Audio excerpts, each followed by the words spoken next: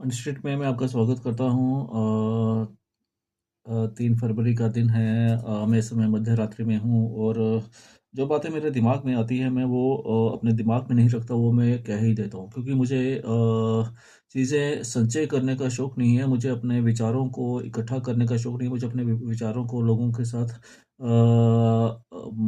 रखने का शौक है। मैं उनसे बात करना चाहता हूँ, मैं उनके सुझाव लेना चाहता हूँ, मैं उनसे उनसे उनके उनके उनके उनके उनके उनके प्रश्नों के उत्तर देना चाहता हूँ और इसी वजह से मैंने ये अभी एपिसोड तैयार कर रहा हूँ।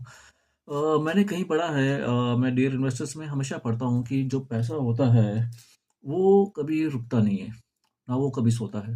अब आप कहते होंगे, अगर आपको लगता है कि पैसा एक कागज़ का टुकड़ा है, एक सिक्के का टुकड़ा है, तो यहाँ पर मैं आपसे थोड़ा-सा अलग अलग सोचता हूँ। मेरे लिए पैसा रुपए का टुकड़ा है, ना वो एक सिक्के का टुकड़ा है, ना वो सोना है, ना वो चाँदी है। मेरे लिए पैसा समय है, वो तो समय कभी नहीं रुकता।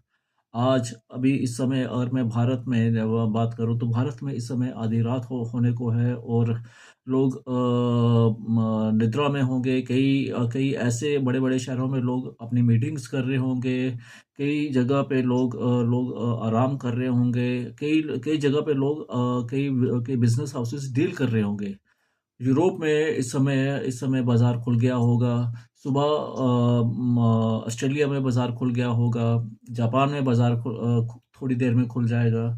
जब जापान का बाज़ार बंद होगा तो भारत का बाज़ार खुल जाता है। भारत का बाज़ार बंद होता है तो यूरोप का बाज़ार खुला होता है। यूरोप का बाज़ार बंद होता है तो अमेरिका का बाज़ार खुल जाता है। तो कहने का मतलब ये है कि समय पैसे को कभी रुकने नहीं देता। समय हमेशा रोटेशन में रहता है, वो कभी भी स्थिर नहीं रहता। और जैसे समय स्थिर नहीं रहता, वैसे हमें भी अपने आप को स्थिर नहीं रखना है, अपनी सोच को, अपनी इन्वेस्टमेंट को स्थिर नहीं रखना है, उसको घुमाते ही रहना है। वो चाहे आप म्यूचुअल फंड्स में घुमाएँ, चाहे आप इंश्योरेंस में घुमाएँ, चाहे आप बैंकिंग में घुमाएँ, चाहे आप किसी बिज़नेस डील में घुमाएँ। क्योंकि पैसा जितना घूमेगा, जितने लोगों के हाथ में आएगा, उस देश में, उस राज्य में उतनी ही एक अच्छी खुशहाली आती है।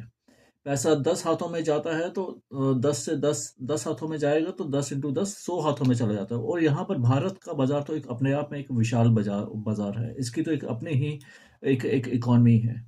तो इसलिए मैं सदैव कहता हूँ कि आपको डरने की ज़रूरत नहीं है, ये सोने-चाँदी के भावों को मत देखिए। अपनी इन्वेस्टमेंट एज़ इट इज़ बना के रखें। भारत के बाज़ारों में अपना अपना रुझान बनाए